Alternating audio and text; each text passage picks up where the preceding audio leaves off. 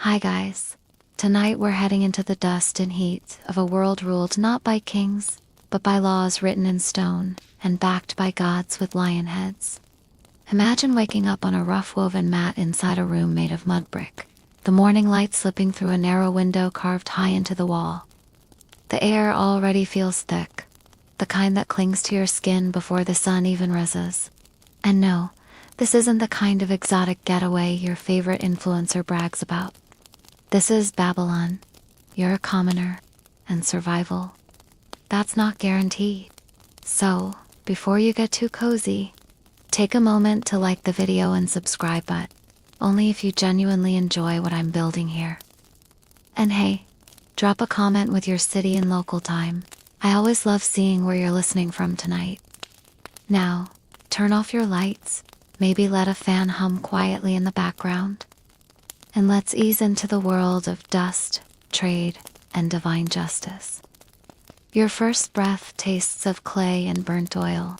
Outside, the street is already alive, merchants unrolling their goods, donkeys braying, priests chanting hymns older than most mountains. You move slowly, stretching out limbs stiff from a too short sleep, and splash cold water on your face from a jar that someone filled at the river hours ago. No plumbing, no soap, just the river in your fingers. You're not a noble. You're not a priest. You're part of the murky, sun-baked, middle workers, the messengers, the potters and beat. Today, your job is simple. Deliver a bundle of scrolls from one end of the city to another. It sounds easy. But Babylon isn't a sleepy town, it's a sprawling hive, and the sun will make sure you earn every step. The streets are a maze of alleyways and staircases. People push past you. Dogs bark from rooftops. Somewhere, a group of musicians is already warming up for a wedding later today. You glance toward the ziggurat in the distance, towering like a stone mountain above the clay homes. It looks majestic now, but you'll be climbing it later, and that thought sends a tiny pang of dread through your calves. Babylonian law, by the way, is no joke. Hammurabi's code hangs heavy in the air. There are rules for everything. If you knock down a wall, if you spill someone's beer, even if you give the wrong directions to a traveler, and the punishments. Let's just say subtlety wasn't a Babylonian virtue. Historians still argue whether the code was widely enforced or mostly symbolic. But here, in this heat, under the eyes of every neighbor, you don't want to test it. As you round a corner, someone shouts your name, except it's not quite your name, not how you know it.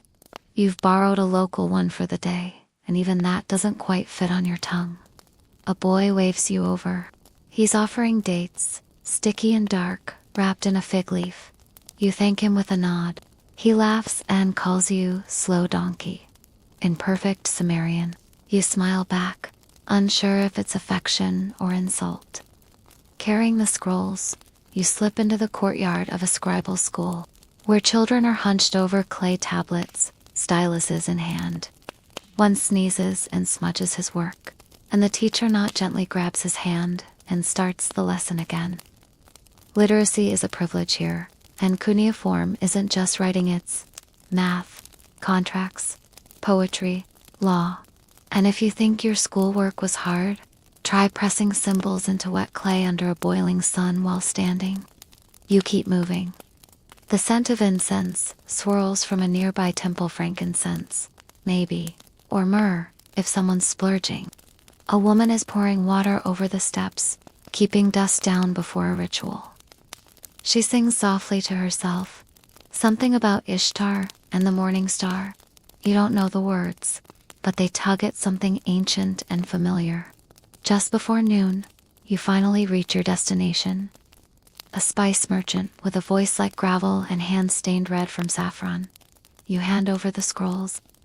He grunts thanks, drops a copper coin in your palm, and tells you to run it back to the scribe. No break. No water. You nod and turn around. By the time you make it back to the school, your feet feel like clay bricks, and your head pulses with the rhythm of sun and noise. A donkey nearly tramples you in the street. Someone dumps a bucket from a window above, missing you by inches. Laughter follows. You're too tired to care. Back at your quarters, you collapse against the wall. It's not much, just shade and silence, but it's enough. You rest your forehead against the cool mud. Somewhere, a prayer rises to the gods, maybe Marduk, or Enlil. You let it wash over you, not as belief, but as background music. And for a moment, just a moment, you stop thinking about survival and start thinking about sleep. You don't get much sleep. There's always noise, drums from the temple, dogs arguing in the alley, someone pounding grain with a rhythm that doesn't care what time it is. When the first blush of dawn cracks across the skyline, you're already up again. Not because you want to be, but because the city runs on sun and obligation, not comfort. You stretch your back, which feels as if it's been pressed into a slab of brick, and you head out for the public square. The square is already crowded. Traders are unrolling bolts of dyed wool crimson, lapis indigo, so deep it almost looks black. Women squat near baskets of dates, onions, barley, and fish that still twitch. Children dart between stalls with sticky fingers and louder voices. One nearly knocks a jar out of your hands, but his mother grabs him by the ear before he disappears. Today, you've been given a new role. You're going to help at the city granary. It sounds easy, just grains, right? But nothing in Babylon is just anything. The granary is at the edge of the city, thick-walled and guarded. This is no ordinary pantry. It's wealth, it's control, it's survival. Grain here is currency, tribute, offering, punishment. One misplaced jar, and someone might starve or worse, be accused of theft. You enter through a heavy wooden door and are hit by the smell of dry earth and mouse droppings. Inside, men and women are busy counting sacks, checking seals, and marking clay tags. A scribe near the entrance keeps track of every movement. He eyes you with suspicion. You're the outsider. You don't even know which symbols mean wheat versus barley. Not yet, anyway. You're handed a task. Move baskets of emmer grain from one chamber to another. The baskets are heavier than you expect, the rope handles biting into your fingers. The stone floor is slick with spilled kernels. And you nearly slip twice before someone growls at you to walk like a man, not a startled goat. The air inside is dry, but not clean. Dust clings to your throat.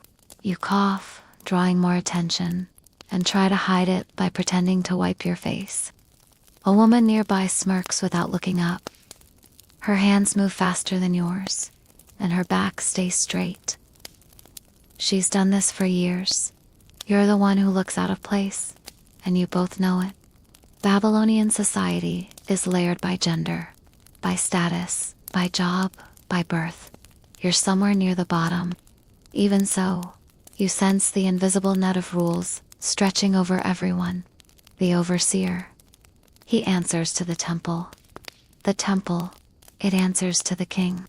The king, he answers to the gods, or at least claims to. Historians still argue how much divine legitimacy was real versus performative. But here, you don't dare question it aloud. At one point, you stop to rest your arms. A young man slides next to you, whispers something about a rat problem, then chuckles and offers you a dried fig. "Don't eat it if it smells like dust," he says, half serious. You smile, your lips too dry to form a proper thank you. Humor here isn't warmth, it's armor. A little joke, a little jab. A reminder that you're all trapped in the same stone bowl of heat and hierarchy. By midday, the work stops. Not out of mercy, but ritual. The priestesses from the temple are due to arrive for a grain blessing. You're pushed to the side as they enter draped in linen robes, eyes kohl-lined, voices low as they chant. One carries a clay tablet etched with offerings. Another holds a small bowl of goat's milk, which she drizzles in a slow spiral on the floor. You don't understand all of it, but the air shifts. Something solemn settles over the room, like dust that chooses where to fall. Later, you help restack the grain in perfect rows. No sacks out of line. No tags missing. Each mistake is recorded, and mistakes come with consequences. Maybe not today, but soon enough. You remember what someone said earlier? Babylon doesn't forget. By the time you step outside, your clothes are soaked with sweat. The sun feels closer than it should be. You see 2 guards arguing by a stall, one gesturing toward a cracked amphora, the other shaking his head. A child watches from the shadows, eyes wide. There's a lesson there, though you're too tired to name it. You find a patch of shade and sit, letting your legs stretch and your mind drift. There's still so much to do, still 1,000 pieces of this ancient machine grinding around you. And you're just one tired cog, spinning quietly in a language you barely understand. By the time you reach the top of the low stone stairway, your knees ache not from sharp pain, but from the unfamiliar weight of a day that has barely begun. The sun has now cleared the horizon, no longer tentative in its warmth. It shines with authority, pressing down on your shoulders and glinting off the sandstone walls of the surrounding structures. You step into a plaza paved with uneven slabs, each one sun-baked and pitted with age. In front of you, several figures are already gathered: barefoot men in patterned loincloths, women in tightly wrapped tunics, dyed with cochineal and indigo. A few older children balancing clay bowls filled with corn mash or water. Everyone seems to know exactly where to go and what to do. Everyone, that is, except you. You don't stand out in a dramatic way, there's no pointing. No laughter, but the rhythm of your movements is unmistakably foreign. You hesitate just a moment too long. Your gaze lingers just a bit too curiously. And your posture still bears the stiffness of someone waiting for a sign rather than responding to a shared instinct. A woman notices your confusion and gestures kindly for you to follow her. She carries a basket balanced on her head, its contents hidden beneath a cloth. You fall and step behind her, doing your best not to look like someone tiptoeing through sacred ground. As the crowd filters into a narrow, shaded corridor flanked by tall walls, a scent begins to build. It's not unpleasant, but it's heavy. A mixture of burning resin, wet earth, and something metallic that clings to the back of your throat. You recognize a tour thing you do from museums and incense shops. But here it's real, layered with smoke and breath and the heat of so many bodies moving as one. The corridor opens into a ceremonial chamber, its walls adorned with faded murals. You can't make out the entire stories, but the images are vivid enough to unsettle.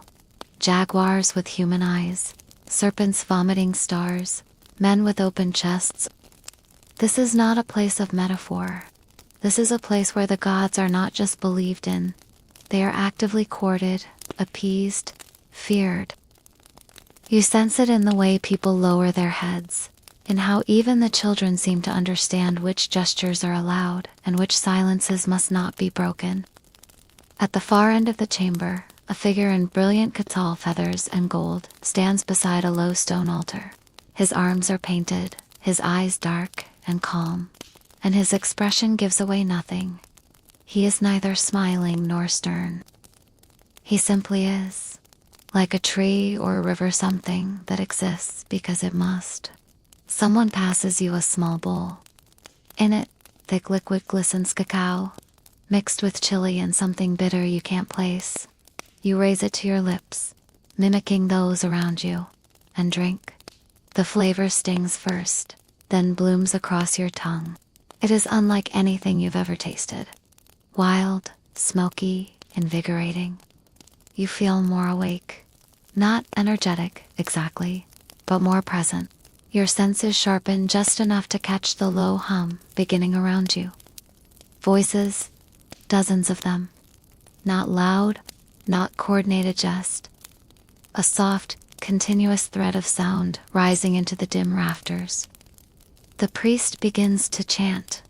His voice is deeper than you expect, resonant, almost vibrating against your chest. The words are a nahuatl, and while you can't understand them, you feel their intent in your bones. A rhythm builds, slow and looping, like waves pulling at the shore. You lose track of time. Your eyes wander across the flickering shadows, the swaying feathers, the shifting outlines of figures around the altar. And then a drum beat cuts through the air, 1, 2, 3, followed by silence. Everyone kneels. You follow, unsure whether your posture is correct, but unwilling to be the only one standing. From somewhere unseen, a conch shell blows, low and mournful. The sound tunnels through your ribs and lodges somewhere behind your sternum. You feel as if the room is contracting, drawing breath in together, waiting for something unseen. And just when the pressure becomes unbearable, the priest raises his arms, and the crowd exhales in a single unified breath. There is no great spectacle, no fire, no blood, just a shift, a transition. One moment you are observing a ritual, and the next, you are part of it. You are expected to help now. The crowd disperses, not chaotically, but in small working groups. Tasks are assigned wordlessly. Some collect ashes, others gather herbs, and a few climb up ladders towards stone basins filled with colored powders. You are pointed toward a section of wall where a mural is being refreshed. Someone places a small brush in your hand and shows you how to dip it into crushed pigment mixed with sap. Your hands are clumsy at first, painting crooked lines beside the practiced strokes of your neighbors, but no one corrects you. They simply keep working, their movements steady, their breathing calm. The wall becomes a living thing, its colors rich with meaning. You do not understand but begin to feel. The mural depicts cycles, planting and harvest, rain and drought, birth and death. At its center is a figure surrounded by flame, holding both maize and bone. You wonder if he is a god, or simply a man who became one through enough stories. Time passes. You do not know how much. Hours, perhaps. But the work draws you in, quiets the part of your mind still searching for comparisons or explanations. You find rhythm in repetition, comfort in anonymity. No one asks your name. No one needs to. Here, you are defined not by who you are, but by what you contribute. Your hands, your effort, your presence. That is enough. When the day begins to lean into afternoon, a bell sounds. Not a modern bell, but a carved wooden disc struck by a stick wrapped in leather. The sound is round, warm, final. People begin to clean their tools and wash their hands in basins filled with scented water. You follow, your palms stained with red and blue, your arms aching. But there is satisfaction in the ache, a sense that you have stepped briefly into the current of something ancient and vast. As you exit the chamber, the sunlight hits you with unexpected force. The world outside is louder, now birds calling, dogs barking, children laughing somewhere behind a low stone wall. You blink against the brightness, your body slow to adjust. The woman who guided you earlier appears at your side again, offering a clay cup. You drink without question. The liquid is cool, flavored with tamarind and honey. Sweetness floods your mouth, and for a moment, you close your eyes. Then she gestures for you to follow once more. There's another task waiting, something about weaving or grinding or maybe carrying water. You nod, already walking. The day is not done with you yet. You're beginning to understand that nothing in Babylon happens without a ritual. Even something as mundane as baking bread starts with a nod to the gods. This morning, you've been brought to a shaded courtyard, where half a dozen women squat in a loose semicircle around a pair of clay ovens. Their hands move with fluid repetition, shaping, patting, tossing flat rounds of dough that hiss and bubble as they hit the hot inner walls of the oven. Smoke curls upward, sharp with charcoal and cumin. One of the women pats the ground beside her, and you ease into place, your knees cracking louder than you'd like. They hand you a ball of dough, and it's warm from the sun, dense with grain ground by hand. You try to mimic their motions, but your patting is uneven. The dough too thick in places, tearing in others. A teenage girl watches, hiding a smile behind her elbow, but eventually reaches over to guide your fingers. Her touch is light but firm, and under her instruction, your second attempt is almost passable. The dough lands with a soft thump inside the oven, and for a moment you feel almost competent. Then someone sets a large woven basket beside you, overflowing with barley, cracked and full of pebbles. Your next job becomes clear. You're to sort it, grain by grain, tossing the bad ones aside, plucking out tiny stones with your fingernails. This is not a task that encourages deep thought. It is repetitive, quiet, strangely hypnotic. Time slows. You think of everything and nothing. You begin to see the shapes of constellations in the barley, tiny glyphs in the placement of grains. You wonder if this is what it means to worship here, not with fire or song, but with attention. You learn, too, that these women are not just bakers. They are keepers of recipes, of medicinal lore, of gossip that flows richer than any river. As they work, they speak of dreams, of neighbors who wronged them, of omens seen in the marketplace. They talk about you too, not unkindly, but with open curiosity. One of them touches your arm and says something that includes the word Aikalu. You nod, even though you don't know the meaning. Later, you will learn it means palace, and realize they think you come from one. By midday, your hands are coated with flour and ash. Your arms ache, not from heavy lifting, but from sheer repetition. The fire's heat has dried your lips, and you're handed a cup of fermented date drink, sweet and slightly sour, with a kick that burns pleasantly in your chest. The courtyard grows louder as a few older men arrive, carrying clay tablets tucked into the folds of their robes. They are scribes, and they sit apart, in the shade, pressing reed styluses into the damp clay with focused precision. You're beckoned over by one of them, a man with sun-worn eyes, and the slow speech of someone who doesn't waste breath. He shows you how to hold the stylus, how to angle it just so, and presses your hand to the clay. The symbols come slowly, awkwardly. Each mark feels like trying to learn a language by touch alone. But when you finish your first line, the man grunts either approval or amusement hand gestures. For you to keep going, the clay smells faintly of riverbank mud and something older. It strikes you, suddenly, how permanent these tiny wedges are meant to be. Not just communication, but preservation. You are holding a conversation with eternity, one tiny triangle at a time. It's enough to make your chest tighten. Your letters wobble. You press too hard and crack a corner. The scribe doesn't scold you.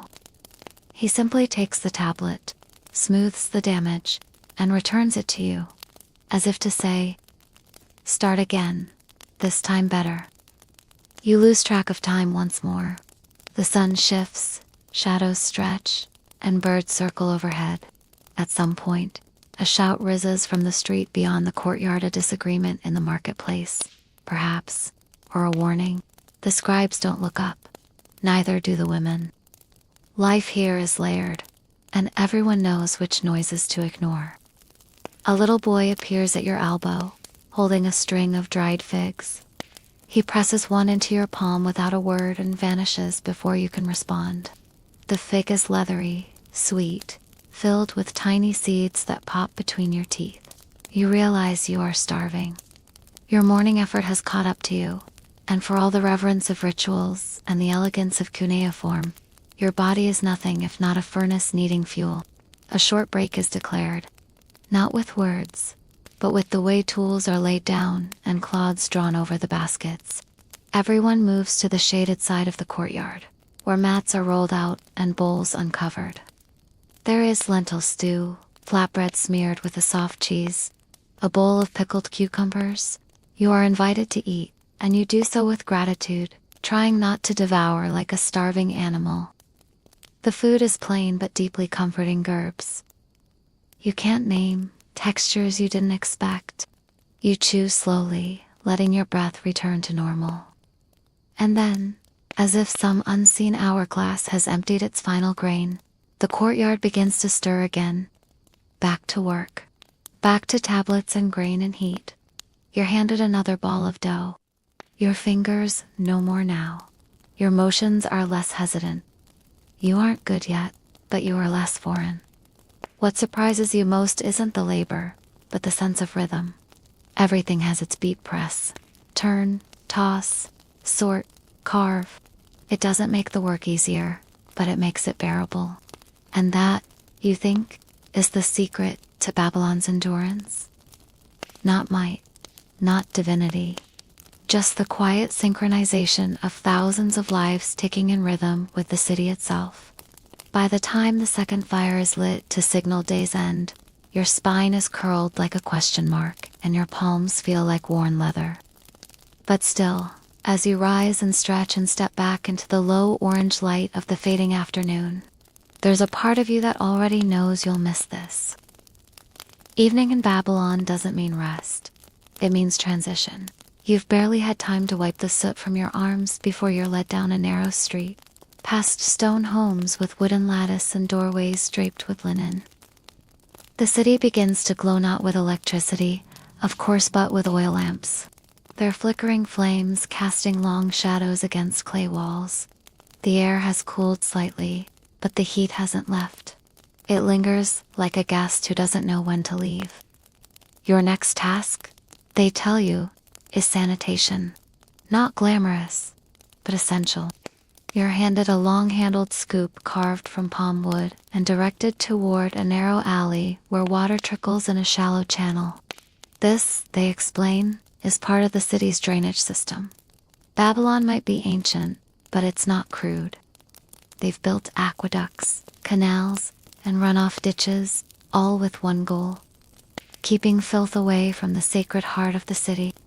You've read about it in textbooks. Now you're elbow deep in it. The smell is immediate, an overwhelming mix of decay, rot, and something sour. You try not to gag. A man beside you, older and unfazed, hums softly as he scrapes sediment from the edge of the channel. He gestures for you to follow suit, and you do, clumsily at first. The scoop is heavier than it looks. Your wrist aches from the strange angle. Still, you work. Because here, waste isn't just waste, it's a divine threat. Disease was seen as punishment, a sign of spiritual imbalance, and sanitation was a kind of prayer. You begin to see the city differently. Babylon isn't built on marble or myth, but on labor. Every inch of its every polished courtyard and scribal hall rests on a foundation of people like this. Scooping refuse, clearing gutters, keeping the city breathing. You meet a boy, no older than 12, who works alongside his mother. He smiles at you with teeth stained from tamarind fruit and tells a joke you don't quite understand. You laugh anyway. The rhythm of work returns, and with it, the smell becomes tolerable. Just another part of life. You're taken next to a ziggurat, not the towering central one, but a smaller temple complex near the edge of the district. Here, your task shifts again. Cleansing now means spiritual preparation. You're handed a small cloth soaked in scented oil and told to wipe the outer stones. It's not about dirt. It's about devotion. Each sweep of your arm feels oddly reverent. The oil smells like crushed myrrh and desert herbs, and with each motion, your breath slows. You're not religious, not really, but there's a gravity to the place that demands respect. A priest passes by, his robes edged in gold thread. He doesn't speak to you, but nods slightly, acknowledging your presence. In that moment, you feel something ancient pull at you, and understanding that in Babylon, the divide between sacred and mundane is even wiping a stone is part of a ritual that has echoed for centuries. A flock of birds spirals overhead, and you look up to see the sun melting behind the city walls. The sky is orange, then pink, then purple, like spilled paint. The canals catch the light and shimmer with it, like veins pulsing through the body of the city. And for just a heartbeat, you forget the weight of the scoop, the sting in your shoulders, the grime under your nails. You are here, in this place, and that is enough. But Babylon isn't done with you yet. You're summoned into a small chamber where incense burns thick and sweet. Inside, a woman sits cross-legged on a mat, grinding herbs into powder. She gestures for you to join her. You do, and she places a mortar in your hands, mutters a few words, and watches. The herbs are dry and stubborn. Your hands cramp quickly. Still, you keep going. She explains, through gestures and murmured Akkadian, that these are remedies. For fever, for grief, for love. You raise an eyebrow at the last one, and she actually laughs a soft, surprising sound. She places a sprig of something sharp-smelling behind your ear and nods with approval. You have no idea what it's meant to do. Maybe ward off demons? Maybe just hide the stench of your earlier labor. As the stars appear above Babylon, your body begins to fade. Muscles tremble. Your eyelids droop. You are escorted back through narrow streets, lit only by dogs bark in the distance. Somewhere, a lullaby is being sung. You pass it all like a ghost, each step heavier than the last. Back at your assigned sleeping place, a mat rolled out beneath a cloth canopy, you finally sit. Your bones feel full of sand. You lie down, eyes fluttering, and for a moment, you swear you can still smell the myrrh, feel the clay tablet under your fingers. Hear the quiet scrape of a boy's scoop against stone. Babylon does not rest. But you must. Sleep in Babylon isn't a guarantee, it's a hope. The night air is cooler now, and yet it offers no real relief. You lie beneath your canopy as voices drift through the alley's merchants unloading goods. Lovers whispering behind hanging linen, children laughing despite the hour. The city hums like something alive, and even in darkness, its pulse does not quiet. Your eyes open and close in rhythm with that pulse.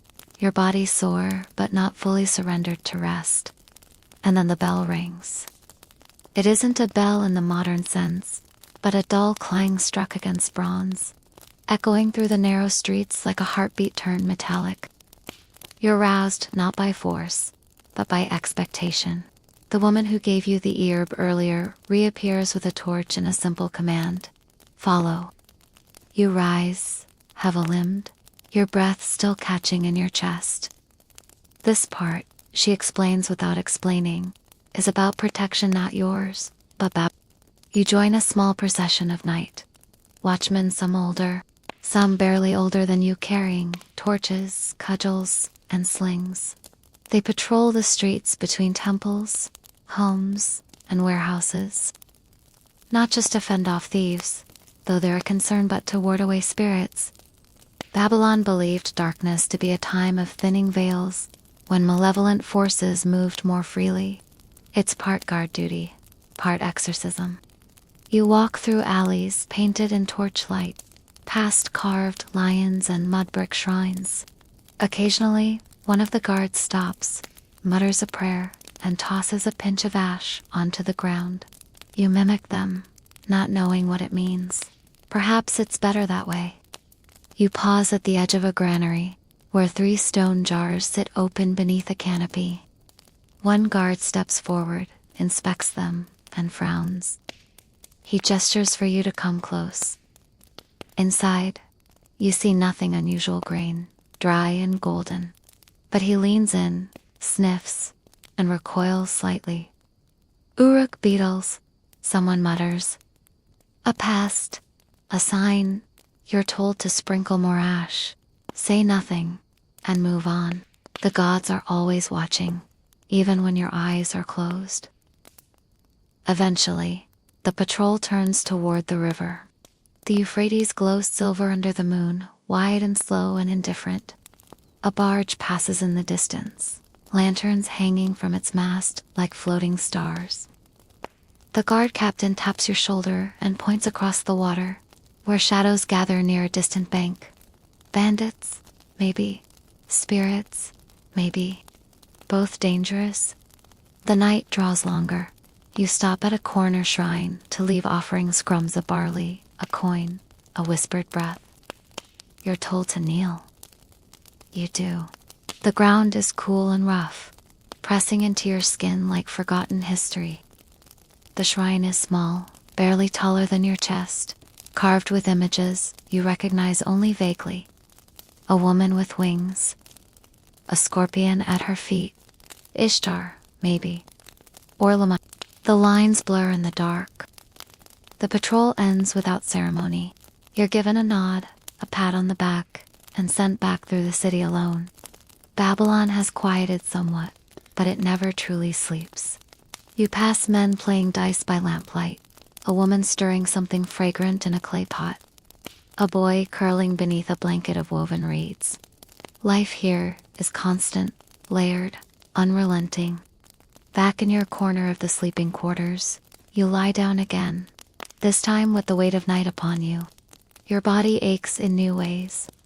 Your mind races with images, flickering flames, glowing jars, whispered names you don't understand, and still, somehow, you manage to fall asleep. But even dreams in Babylon are not restful. You find yourself walking again through halls of fire and sand, voices chanting in languages not your own, hands pulling you forward, backward, sideways. You wake with a gasp, unsure if it was real. Outside, the first sliver of dawn is creeping over the rooftops. Your day has not yet begun, and already you feel centuries old. As the last rays of daylight slide off the rooftops and into the forest, you find yourself drawn to the central plaza once more, where something unfamiliar has begun to take shape. It starts not with a grand announcement or formal procession, but with a Hushan anticipatory quiet that spreads like a tide. Then, almost imperceptibly, the music begins.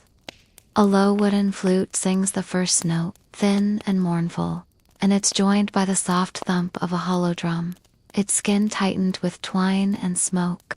You sit near the edge of the gathering, still aching from the weight of the sun, but your attention is drawn forward, helplessly, as if the sound itself has fingers.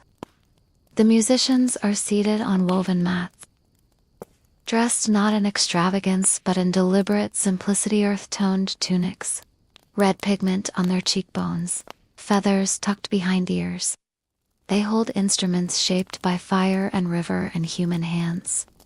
Turtle shell drums, clay ocarinas, rattles filled with tiny stones.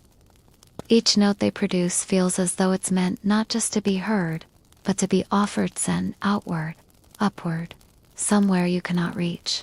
You glance around and realize that others have gathered silently, forming a loose circle around the fire pit, their expressions solemn but even children have gone still. Then the dancers arrive, barefoot, adorned with obsidian beads and feathers dyed a startling blue. They move into the firelight like spirits summoned by rhythm alone. They do not smile. Their eyes are wide, their chests heave, in time with the drumbeat, and each motion they make seems to pull something invisible through the air. The dance is not decorative. It's functional, charged with intention. This is not a celebration for the sake of joy. It's a ritual, a negotiation, perhaps, with powers you do not understand. You learn from a soft-spoken elder beside you that this offering is for balance to honor the harvest, to show gratitude, to plead for rain.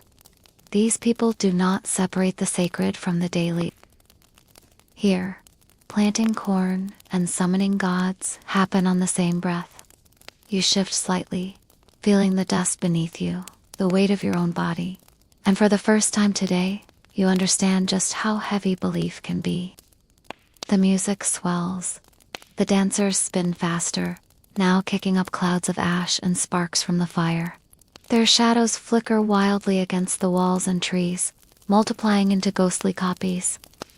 A woman steps forward with a bowl of thick, dark liquid cacao spiced with chili and cornmeal and tilts it toward the flames before taking a sip. The smoke that rises afterwards smells sweet and sharp, like burning bark and memory. The musicians don't stop, and neither does the dance. Time begins to stretch. You lose track of how long you've been watching. The world outside the plaza fades. You feel a hand press something into your palm. It's a tamale, warm and heavy, wrapped in steamed leaves. You unwrap it and bite.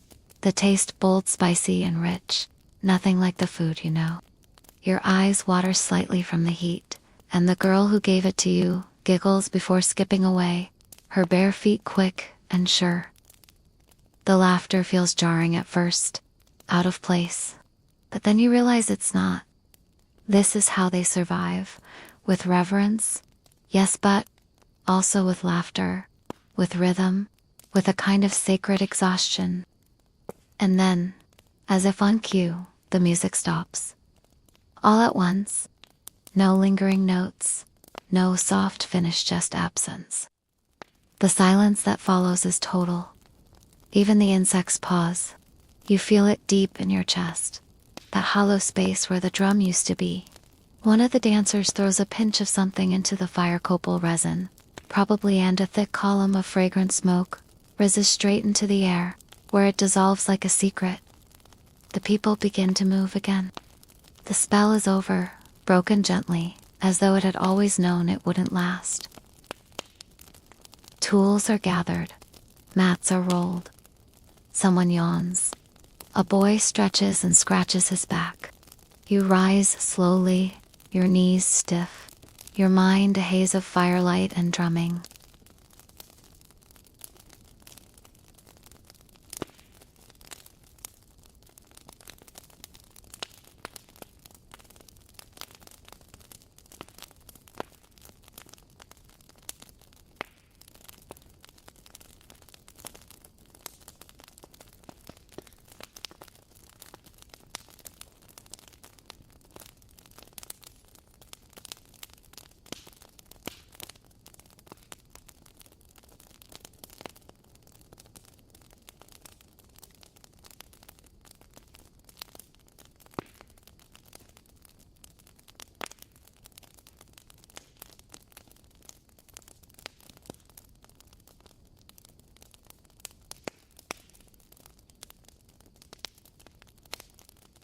Like a sip. You drink without thinking, letting the temps rinse the dust from your throat. For a few seconds, everything feels clear. You make your way back to your hut under a canopy of stars, each one steady and small in the velvet sky. The air is finally cool. You lie down on the woven mat, your body sore and buzzing with something you can't name.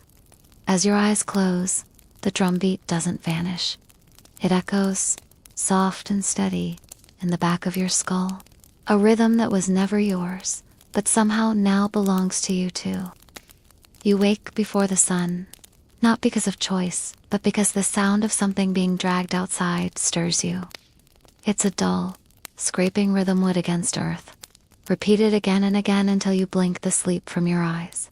The mat beneath you is damp with morning condensation, and the faint chill of the air clings to your arms like a warning.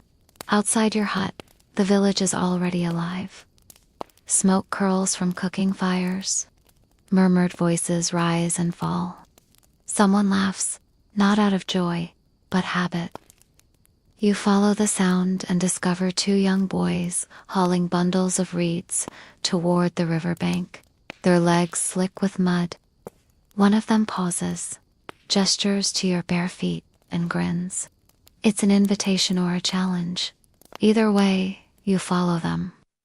The mud squelches between your toes, colder than you expected, and you immediately realize why they didn't bother with sandals. You're here to learn, and today's lesson has nothing to do with corn or cacao. Today, you're going to learn how to build a chinampa floating garden. At first, the idea seems absurd. Why would anyone try to grow crops on water? But then, you see it. A platform of woven reeds and soil, anchored in the shallows like a raft that never intends to float away.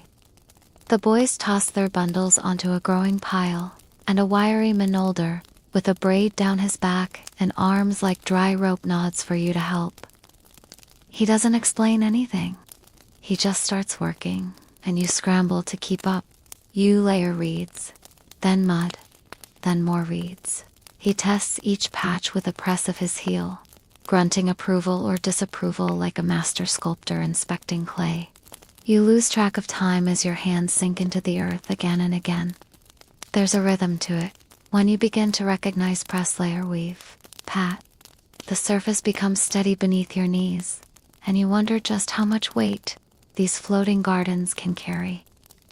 Enough for beans, squash, maybe even maize. More than food, the man mutters, seemingly to himself. This is memory. This is how we remember water can give life. You don't respond. Not because you don't want to, but because anything you say would feel too loud for the quiet dignity in his voice. Around noon, the sun becomes unbearable again. You strip down to your tunic and splash river water over your shoulders. It doesn't help much. The reflection of light on the water blinds you if you look too long. Flies swarm, hungry for sweat. But the platform grows, and so does your sense of awe. This isn't just innovation, it's rebellion. The land refuses to cooperate, so they build land where there was none. What other civilization has done that with nothing but reeds, mud, and stubbornness? A girl appears with a pot balanced on her head, offering a bitter, grassy soup. It tastes like boiled leaves and smoke, but your stomach stops complaining after the second spoonful. Across the water, a small heron flaps into view, perches on a branch, and watches you. You stare back, both of you unmoved. Later, the man guides you to an older chinampa, lush with growth. He points out each plant like a storyteller revealing characters. Chiles, amaranth, squash flowers, something medicinal with wide, waxy leaves. He shows you how to cut the runners of vines, how to tuck soil around fragile stems, how to chase away insects without poison. Every gesture carries the weight of hundreds of years. You feel like a clumsy ghost in a story not meant for your body. Then he says something strange. Sometimes we build gardens to anchor the soul, not just the root. You want to ask what he means, but he has already turned back toward the water. The sky turns orange without warning. The light filters through the mist rising off the river, painting everything in hues of rust and honey. It's beautiful, but also unsettling. Not really. You're a visitor who doesn't know the language, the rituals, or the weight of stories passed by hand instead of pen. When it's time to leave, your arms feel like they belong to someone else. Someone older, heavier, cracked from the sun. The walk back is silent, interrupted only by the distant croak of frogs and the slap of bare feet against damp soil. The boys who led you here run ahead, laughing about something you'll never understand. That night, as you lie on your mat, you feel the sensation of water rocking beneath you. Even though you're on land, your body remembers the floating garden, the reeds beneath your knees, the smell of wet mud. You close your eyes and see the man's hands, calloused and firm, pressing the chinampa into place like a prayer that must never drift away. You rise the next morning with a stiffness in your spine that feels carved into the bone. The ache is a slow whisper, not a scream, but it stays with you as you bend to pick up your woven cloth and wash your face. Outside, the village is already stirring with the rhythm of another day. But today's pace feels different, faster, more focused, laced with an edge of anticipation. You spot people moving quickly with bundles of wood, baskets of offerings, even flowers bright orange and red marigold-like blossoms, carefully strung on cords of fiber. You ask someone what's happening, and the answer, though simple, carries weight. We're going to the temples. You walk alongside them, still unsure what to expect, until the forest gives way to rising stone. The temples rise from the earth like teeth from a buried jottle, angular, ancient. Their surfaces are decorated with painted symbols, now faded by sun and time, but still pulsing with sacred energy. You tilt your head back to take in the scale of it all, and a chill seeps into your skin despite the heat. You can't help but wonder how something this massive was built without wheels, without iron, without modern machines. And yet here it stands, unmoved by centuries. A priest appears at the temple's base, adorned in layers of fabric and gold, with feathers trailing from his headdress like tongues of fire. His face is painted, his expression unreadable, and his voice when he speaks is like thunder held in a jar. Restrained, but vibrating with power. You don't understand the words, but the tone is unmistakable. This is not a gathering. This is a ceremony. Someone presses a bundle of copal into your hands, its scent sharp and bittersweet. You follow the crowd's lead, placing it near a flame at the altar's edge. Smoke curls upward like a ghost, and your eyes sting, though you're not sure if it's from the incense or the emotion thickening the air. The priest begins to chant, his voice joined by drums that seem to echo from inside your chest. Time slows, or maybe it stops. Suddenly, the crowd parts, and a man is led forward. He walks with deliberate calm, wearing a robe of white cotton, spotless, despite the dust. You expect fear, but his face carries only serenity, as if he's already somewhere else. He climbs the steps slowly, and the air around you stills. You know what's about to happen. You've read enough. You've heard the myths. But standing here amidst real breath and blood, those stories take on a weight you weren't prepared for. The sacrifice is swift, silent, and clean. No screams, just movement and then stillness. The priest holds up something crimson, and the crowd bows. You hesitate, frozen, unsure if bowing would be respect or mockery. Eventually, you lower your head, more out of instinct than belief. Historians still debate whether the Aztecs saw this act as religious necessity or political theater. Whether it was demanded by gods or designed by rulers to control, in this moment, it doesn't matter. The people around you believe truly, fully, without hesitation, and that belief is more real than any textbook you've ever opened. The ceremony ends without applause, without discussion. Everyone simply turns and walks back into the forest, as if they've just left a meeting or a meal. You trail behind your legs, unsteady, your throat dry. Someone hands you a gourd of chocolate thick, bitter, spiced with chili. You drink, hoping it will erase the copper taste lingering at the back of your tongue. It doesn't. Back in the village, life resumes. Children chase each other around a tree. A woman pounds maize into dough. A dog barks at nothing. But for you, the world feels slightly off axis. You sit down on a rock, letting your hands hang limp at your sides, and for a long while, you don't move. You think of the man's calm face, of the smoke curling into the sky, of the silence that followed, and you realize this civilization doesn't just live with death, it dances with it. It offers it up, cradles it, gives it a name. You wonder what it would feel like to believe in something that completely, to belong to a world where even the end of life is woven into the rhythm of the day. By nightfall, you lie down on your mat again, the stars above like holes punched into a blanket of obsidian. And for the first time since arriving, you dream not of going home, but of understanding something ancient and terrifying and beautiful. The air returns cooler now, not with the crispness of nightfall, but with the softness that follows heat, the smell of crushed leaves, the ghost of distant rain. Your steps feel slower as you re-enter the village, your legs carrying the ache of the day, though your mind still drifts in the haze of what's to come. You had hoped to rest, even briefly, but the people are already gathering. The clouds above churn with ominous gray, swollen and low, not with the darkness of night, but the shadow of an approaching storm. This is no ordinary evening, it's one that demands something in return. You are led to the edge of the village where a ring of blackened stones marks the ceremonial pit.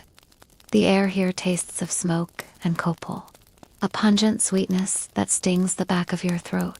An elder dressed in ceremonial garbes, chest streaked with ochre, his headdress adorned with iridescent feathers, and jaguar teeth begins to hum. It isn't a song you recognize. The chant is low and slow, vibrating in the air like the hum of an insect, threading itself between the trees and into the sky. Someone places a small clay figure in your hands. It is warm, though you don't know why, and you turn it over to see its form rough, hand-shaped, almost childlike.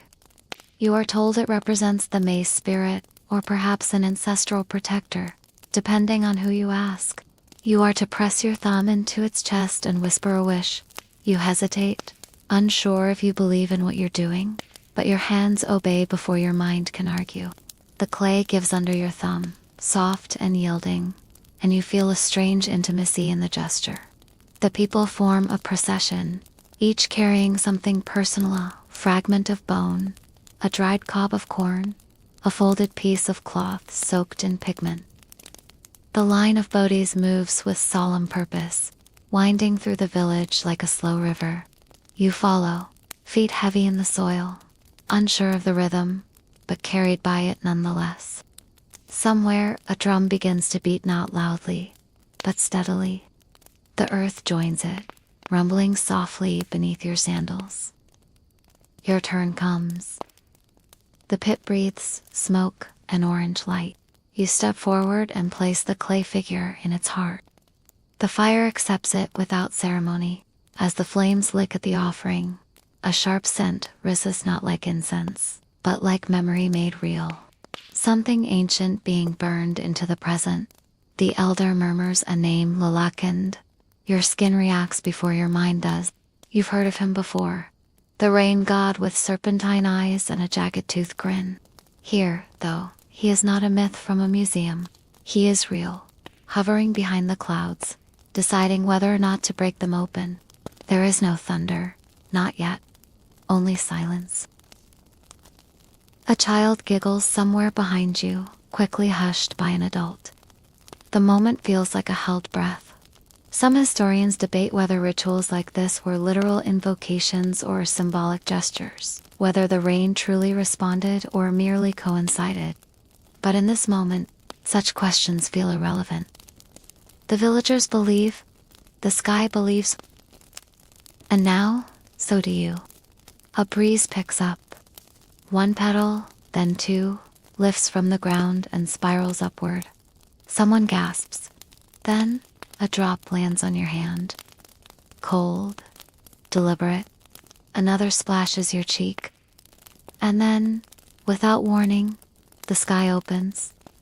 Rain falls like a curtain being dropped across the earth, not timid but insistent. The ground swells.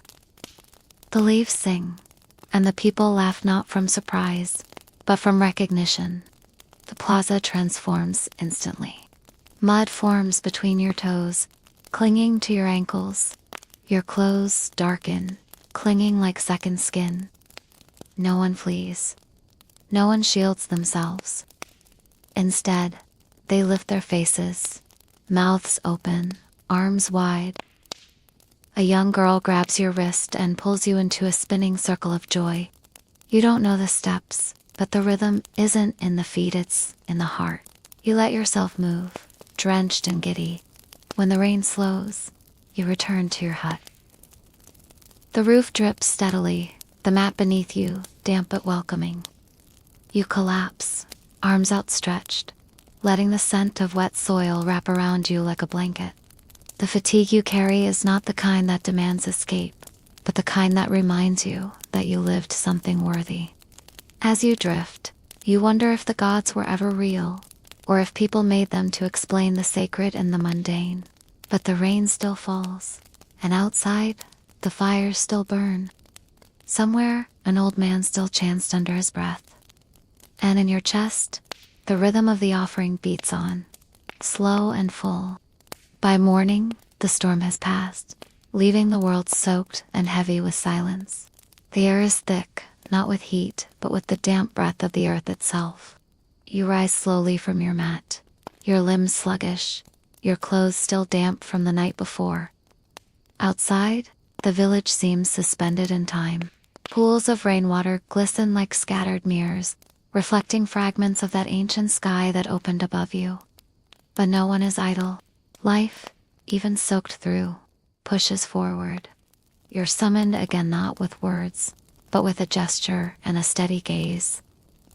Today, you're to assist in the preparation of pigments, not for decoration, not even for art in the way you understand it, but for writing, for recording, for sacred knowledge itself.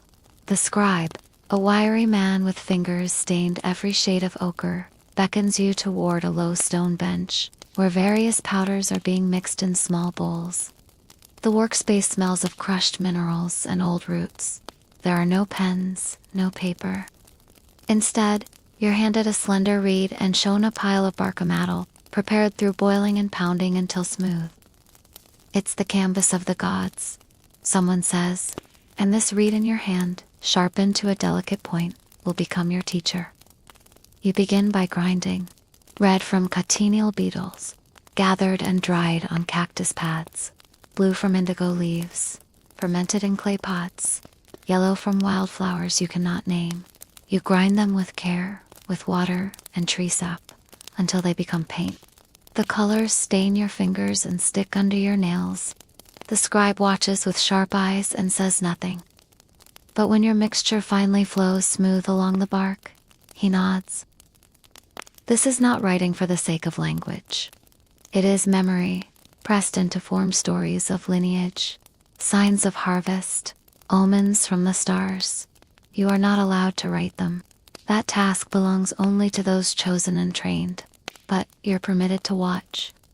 And so you do, sitting cross-legged, breath held as the scribe's hand moves like a bird gliding over still water. The figures he draws are not letters. They are gods and warriors, jaguars and maize, cycles within cycles. You remember the murals you once saw in a museum back home, cold and static beneath glass. But here, the same lines come alive, blooming under the soft scrape of reed against bark. Each symbol a heartbeat, each swirl a prayer. When your hand cramps from grinding, you are reassigned to gather more dye materials from the nearby forest. A young boy guides you barefoot, quick, silent as a breeze. He knows every turn in the undergrowth, every tree whose bark bleeds pigment, every flower that must be pinched just so to release its hue. You follow, fumbling, thorns catching your skin, sweat beating again despite the coolness. But you keep going. The forest here feels different from before, less like a place and more like a presence. Every leaf seems to watch, every root feels intentional. The boy suddenly stops, raises a hand, and points.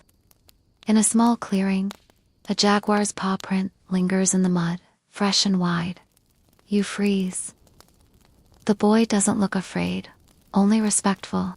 He presses his hand to his forehead, then to the print, then turns back. You mimic him, not fully understanding, but deeply aware that this is not your world, it's his, and you are a guest. Back in the village, the dyes are delivered. The scribe inspects your haul, sniffs a blossom, tests the pulp between his fingers. He smiles. Briefly. That's all the approval you receive. The sun begins its slow climb again, but this time, you don't dread it. The heat is still relentless, but the rain has softened the earth, and the sky is painted in a way you've never seen before, clouds trailing like smoke, air shimmering with dew. You sit near the pigment bench as the scribe begins another scroll, and for the first time, you wonder what your name might look like in his hand. What symbol he would choose to represent your time here. What part of your story would be remembered, if at all. And as your thoughts drift with the scent of bark and the steady rhythm of the reed, you feel something ancient settle over you, not belonging, not quite, but reverence. a sense that, even as a stranger, you've touched something sacred. The sky begins to darken before the day truly ends, but this time, it's not clouds that roll in, it's the smoke. It unfurls slowly, a lazy plume rising from a pyre built beyond the central plaza. Its tendrils curling into the still air with a strange elegance. You're told there will be a ceremony tonight. Not the usual kind, not the ones they hold to mark the stars or the maze, but something older, something rarely witnessed by outsiders. You can't tell whether you've been included out of honor or tolerance, but there's no room to decline. So you nod, and the answer is accepted as if it were always expected. The scent of burning copal, sharp and sweet, floods your senses, mixing with the dry reek of charred wood. There's something heavy in the air, a pressure that settles on your shoulders like hands you cannot see. Before the fire is lit, you are told to purify yourself. Not with soap, not even with water, but with something far more intangible. Smoke and words. A woman with obsidian dark eyes approaches, carrying a small clay censer, its rim scorched from use. White vapor rises in ribbons from its bowl, winding around your arms, your chest, your neck. She hums something low, not quite a tune, but steady and layered. Her hands do not touch you, yet you feel the warmth of her presence as they hover over your head, your heart, your feet. You resist the urge to laugh. But no one else is amused. Everyone is still, solemn, silently participating. This is not performance. It is preservation. A ritual etched deeper than memory. Twilight slides over the village like ink, turning shapes into silhouettes and color into shadow. One by one, the people emerge. They gather in wide rings around a central fire pit, seated low to the ground, their outlines cast in hues of flickering orange and molten gold. Children with painted cheeks sit cross-legged, leaning forward on their palms. Elders wrapped in thick, woven cloaks lean on canes, etched with serpent scales and maize stalks. Their faces, creased by time and heat, stare silently at the unlit wood, as if waiting for it to awaken. And then, almost on cue, the first flame appears, fed, not by oil, but by ceremony.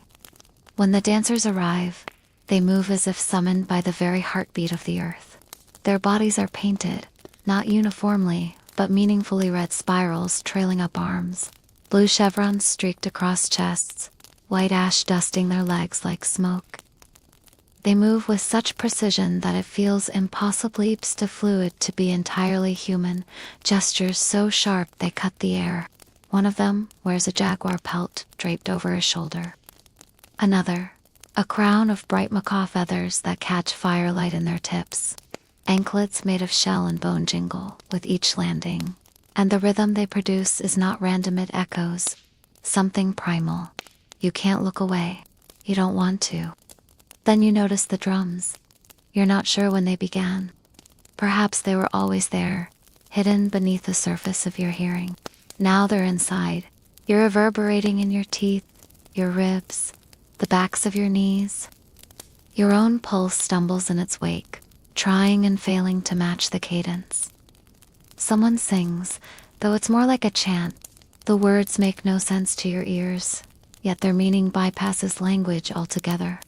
They feel like an invocation not of gods, but of memory, of grief, of something watching just beyond the fire's light. A figure steps into view, slower than the dancers, but drawing more attention with every step. He is ancient. That much is clear. His face is mapped with lines so deep they could be ripped.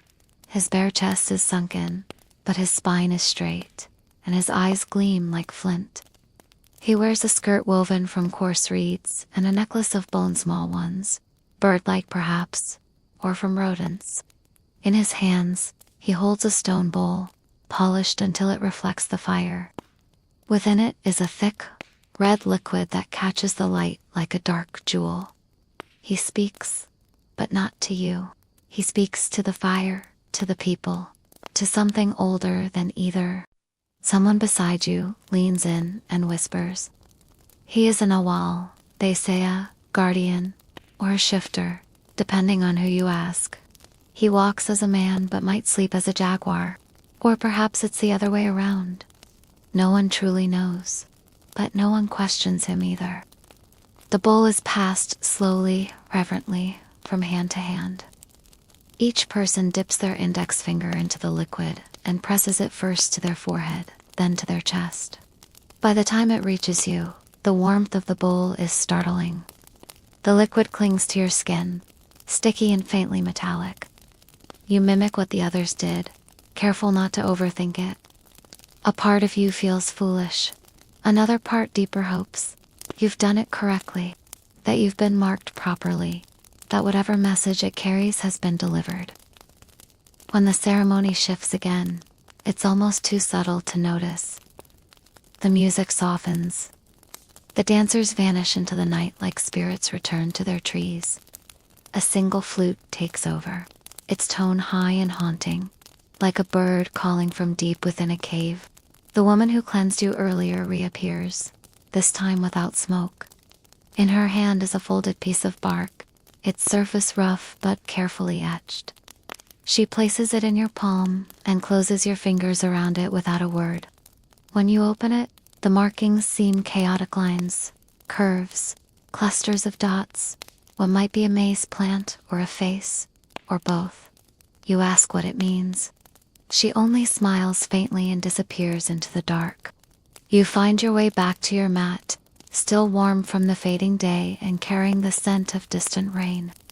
The scroll rests beside your head.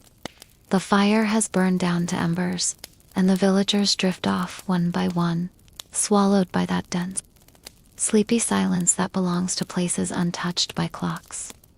The stars above seem brighter tonight, closer even, like they've moved just for this. You don't bother counting them. As your body sinks into the woven mat, the sounds of the village return one by one, an insect buzzing lazily, a soft rustle of straw, the last cough of a man settling into his sleep. But your mind drifts elsewhere, not to home, not to the world of shoes and roads and screens, but to this place of smoke and stone, of meaning carried in dance and pigment and blood. The language of it all isn't yours, but it doesn't feel foreign anymore. It feels like something buried beneath your skin, something you almost remember. You will not belong, not truly. That's a truth you understand now, unspoken but final. And yet, for one night, beneath a sky ancient and indifferent, you are not a stranger. You are something quieter, something accepted, something sacred in your silence. Morning does not come gently in this part of the world. It crashes in. A blinding sun cuts across your face long before your body is ready, and the air has already thickened with heat before you even manage to sit up. Your muscles ache from the stiffness of sleeping on the mat, and your tongue feels like it has been wrapped in cloth. Somewhere nearby, someone is pounding maize. The dull rhythm strikes the earth like a drumbeat from the night before. Only now it's not ceremonial, it's survival. You rise slowly, not because you're lazy, but because you've learned that in this village, everything begins earlier than you expect and ends later than you hope. You're not given instructions. No one comes to fetch you or bark orders. You're simply expected to understand. A child tugs your sleeve and points toward a group of men gathered near a wall made of stone and mortar. You walk over, and they don't greet you so much as acknowledge your presence with a brief glance. They're building something, perhaps repairing, perhaps creating. You can't tell the difference yet. The tools they use are not the ones you're used to. There are no hammers, no drills, no levels, just stone, wood, and muscle. Everything is measured by sight and instinct. You are handed a bundle of fibers and motioned to help. The work is relentless. Dust clings to your throat and sweat pools under your arms before the sun even hits its peak. You carry heavy loads, hold beams in place while they're secured with knots you don't recognize, and occasionally haul buckets of a strange paste made from crushed lime and ash. Your fingers begin to burn up from heat, but from the material itself. Someone laughs softly when you wince and says something you don't catch, but their tone isn't cruel. It's resigned, maybe even sympathetic. You are not the first outsider to fail at this. Still, they let you try. That's the surprising part. They could do it better, faster, alone, but they let you remain. Perhaps it amuses them. Perhaps it's a test. Or perhaps they're watching to see how long you'll last. Every few hours, someone passes around water in a large, porous gourd. It tastes of stone and clay and something faintly sweet, but it's the most refreshing thing you've ever swallowed. You wipe your mouth with the back of your hand and catch your reflection in a shard of obsidian used for scraping. You barely recognize yourself, dusty, sun-blistered eyes shaded by effort. By midday, you are told to stop, not with words, but with a simple gesture. Everyone retreats into the shadows, disappearing into the small hollows and lean-tos that make up the edges of the village. You follow instinct. A woman waves you over and points to a shaded mat near her hut. She lays out food, maize cakes, beans mashed with herbs, a bowl of something green and tart you can't identify. You eat in silence, watching the way she folds her food, how she breaks it, not with knives, but with fingers. You mimic her movements, hoping to show respect, or at least awareness. While you eat, children gather around again. This time they bring something different. They roll them between their palms and laugh as the discs clatter across the packed earth. A game, it seems. One of them offers you a piece. It's marked with dots and curved lines, similar to the ones you saw on the bark scroll. You turn it over, but the back is blank. The child laughs and draws something in the dirt, a pattern of symbols that resembles neither alphabet nor numbers, but carries unmistakable intent. You nod, pretending to understand. As the sun drags its heat across the sky, you're led once more into the open. This time to a garden, if it can be called that. It's more like a medicinal forest, a patch of earth filled with strange, purposeful plants, each tucked into the soil with care. An elder kneels there, sorting leaves and whispering their names under her breath. She doesn't stop when you approach, but she does gesture for you to sit. She places one leaf in your hand, a small, waxy thing that smells bitter and mimics chewing. You obey. It numbs your tongue almost instantly. She nods, satisfied. Whether it's medicine or mischief, you'll never know. You spend the rest of the afternoon moving from one task to another, not with urgency, but with steadiness. A basket of gourds is shifted from one hut to another. A roof is repaired with palm thatch. A fire is rekindled for evening preparations. No one tells you what to do, but somehow you do it. The rhythm of the village seeps into your bones, a slow metronome that guides your hands. There is a logic here, one not taught but absorbed. Everything has a place, a timing, a weight. Even you. By nightfall, the fire returns. Not the grand pyre of the previous night, but a smaller, more intimate gathering. Elders sit close and talk softly while younger villagers play instruments made of reed and shell. You're not asked to speak, only to listen. One man tells a story of a serpent who became the wind. Another tells of a river that refused to stay in its bed until a woman promised to love it forever. You don't know if they're myths or history. In this place, the two feel indistinguishable. As the flames die low, someone places a blanket around your shoulders. You hadn't noticed the chill creeping in. It's woven with patterns that echo the same symbols you've seen all day in scrolls, in games, in gardens. You trace one with your finger and feel, not understanding, but recognition. It's not a language you speak, but it's one you're beginning to feel. When you finally lie down again, your body throbs in ways you didn't know it could. Not from pain, exactly, but from the effort of belonging. From the weight of being seen and not understood, and still accepted. You close your eyes, and the hum of the village wraps around you like smoke.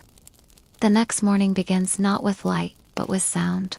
A slow chant, low and repetitive, drifts into your dreams until it nudges you awake. It's not melodic, not in the way songs are, but it vibrates with purpose. You sit up, your back sore from the ground and your hands raw from yesterday's labor. A pale mist clings to the earth outside the hut, and your breath clouds in the cool morning air. The chanting is coming from the center of the village again, and as you follow it, you notice that everyone else is already moving with intent, dressed differently today, more formally, with beads and feathers, dark paint smudged across cheeks and brows. You are handed a robe of loosely woven fiber. It itches, but you wear it. A woman ties a cord around your waist and places something in your palm. At first, you think it's a stone, but it's too smooth, too carefully shaped. A carved piece of obsidian, no larger than your thumb, with a hole at the center. A pendant, perhaps? She doesn't explain. She just motions for you to follow. And you do, because by now you've learned that resistance only isolates you. In the center of the village stands a tall pole, wrapped in dried reeds, and topped with something resembling a bird's skull. Around it, villagers form a circle. The chant continues, now joined by the slow beat of drums and the high whine of a conch shell. You're directed to sit, not among the villagers, but just outside the circle, enough to feel the heat of the fire, far enough to remain an observer. A man steps forward. He's painted from head to toe in red clay, with white handprints slapped across his chest and arms. His voice is strong and sharp, and even though you understand none of the words, the cadence holds you. He speaks of cycles, at least. That's what you assume. He gestures to the sky, the ground, the fire, to a bundle of corn, then to the children. His voice breaks once, just slightly, and others echo him in a low murmur. A canned response built on breath more than meaning. Then comes the procession. From one of the huts, 4 figures emerge to carry torches. One carries a small animal bound, still. The last holds a bowl, similar to the one from nights ago. Inside it sloshes something dark, thick. The animal twitches. Your stomach turns. You're not prepared for this. You thought you were, but you're not. They kneel before the fire. The drumbeat halts. The silence is suffocating. The man in red raises his hand. The animal lets out one final sound. High, panicked, brief. The act is quick, but you can't unsee it. The bowl is lifted again, its contents stirred, and the chant resumes softer now, more melodic. Someone wipes the blade with a piece of cloth. You realize that no one flinched. No one turned away. This isn't cruelty. It's reverence. You are the only one with clenched fists. The rest of the morning is filled with offerings. Not grand gestures, but simple ones, bundles of flowers, seeds, dyed cloth. Each item is placed at the base of the pole, and with each placement, someone speaks. Names, perhaps. Prayers you don't know. You offer nothing. Not because you don't want to, but because you don't know what would be welcome. Your presence is already a question mark. Eventually, the circle breaks. People begin to disperse. Voices return to their natural volume, and children run again. You remain seated, uncertain. A man approaches and hands you a small bowl of something hot and bitter. You sip. It's unfamiliar, thick with herbs, but it steadies you. A quiet way of saying, you're still here. In the afternoon, you're taken to a hill just beyond the village. It's not high, but from the top, you can see the entire valley, the river, the temple mound, the far edges of the cultivated fields. You're told, through gestures, to watch, and you do. The sun sits heavy on the land, and everything glows gold and green. A child sits beside you, humming something tuneless, and offers you a piece of fruit you've never seen before. It smells like citrus and earth. You eat it without hesitation. There's a calm here that unnerves you. After all that intensity, the sudden softness feels like the eye of a storm. You expect something else to come, another ritual, another revelation, but nothing does. The people leave you alone, and the silence fills in the cracks of your thoughts. You begin to realize that this isn't a pause. It's the point. The day has spoken. The sacrifice wasn't a spectacle. It was a hinge. A moment around which everything else turns. That night, you sleep differently. Not deeper, but with a strange awareness. Every sound, every scent, wood smoke, sweat, crushed petals becomes part of the story you didn't know you were living. You dream not in scenes, but in symbols. Spirals, feathers, maze, blood. Not frightening, but not gentle either. Just there, waiting. And when the wind picks up, brushing across your face like a hand made of air, you feel something shift. You're no longer an outsider trying to make sense of what you see. You are simply another figure in the story, unsure of your role, uncertain of your lines, but present nonetheless. You awaken not to sound or movement, but to a stillness so complete it feels unnatural. The air hangs thick with humidity, heavy with the scent of last night's embers and damp soil. Your body aches, but the discomfort barely registers now. You've grown used to the weight of the days, to the strange rhythm of this world. And yet, something in the silence tells you that today will be different. The village is subdued when you step outside. No one hurries, but no one lingers either.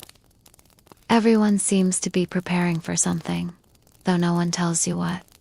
You see people tying bundles of food, tightening woven belts, applying streaks of black ash across their cheeks. An older woman hands you a cloth to wear around your shoulders. It's patterned with jagged lines and jaguar spots. You nod in thanks, and she nods back with a glance that feels like a farewell. You're led down a different path this time, one that curves into a narrow canyon, lined with rock walls, carved by centuries of wind and water. Your feet slip on moss-lick stones, and the path forces you to descend, slowly, deliberately. Others are ahead of you, and more follow behind. No one speaks. Even the children are quiet. The canyon opens into a vast cave, its mouth gaping like the entrance to another world. Inside, it's cool and dark, lit only by torches carried in silence. The smell is intense, manure-rich air, damp clay, and something older you can't name. You breathe through your mouth, the sounds of dripping water echoing softly in the gloom. At the center of the cave, a pool of still water reflects the flickering flames. Around it, the villagers form a circle again. The oldest man, the one who held the bone necklace, stands at the far side. His eyes catch the torchlight, making him seem otherworldly. He lifts a hand, and the crowd settles even more.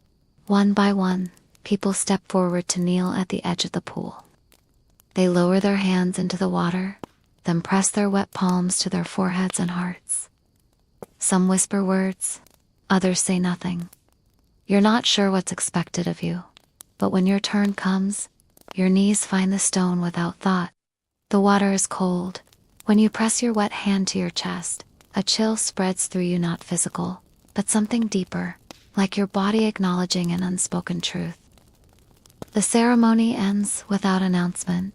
People begin to rise, stretch their legs, and walk toward a narrow tunnel that winds deeper into the mountain.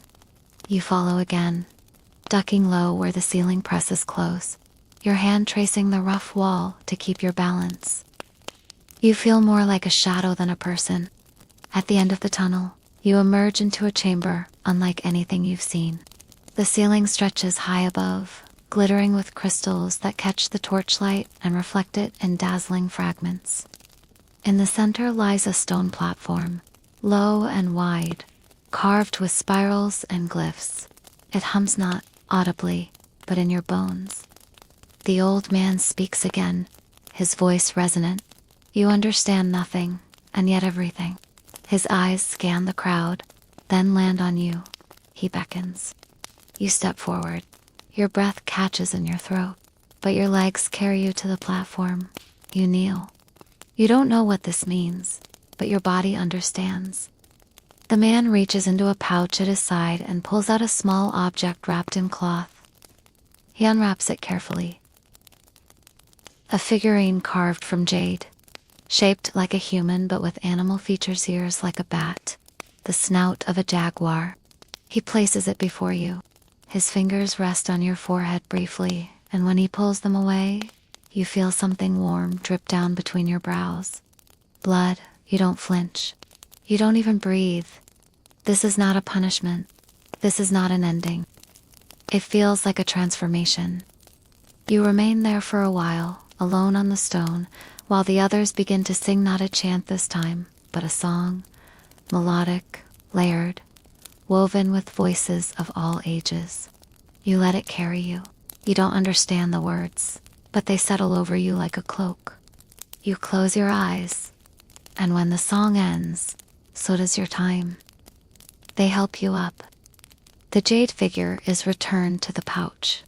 You are led back through the tunnel, through the cave, back into the soft daylight that now feels foreign. The village is as it was. Children chase one another between huts. Smoke rises from cooking fires. The world continues.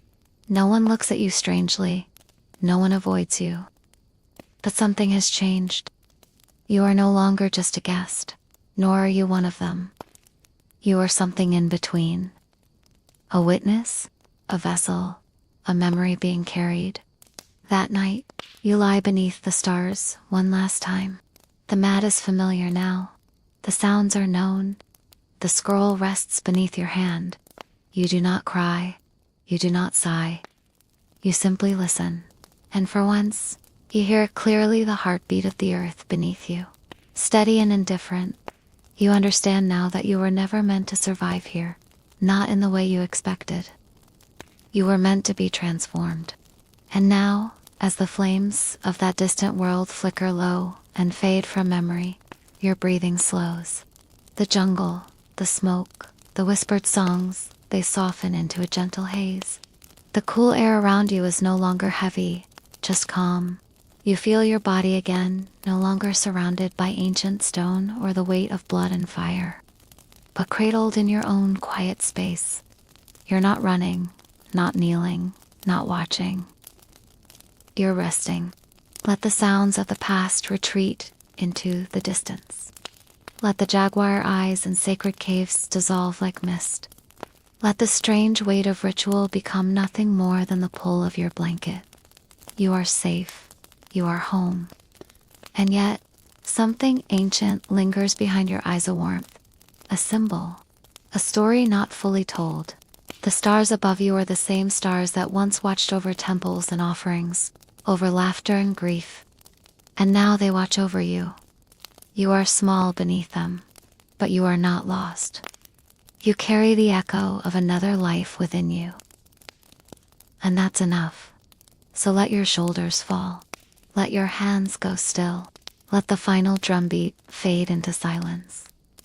You made it, not to survival, but to understanding.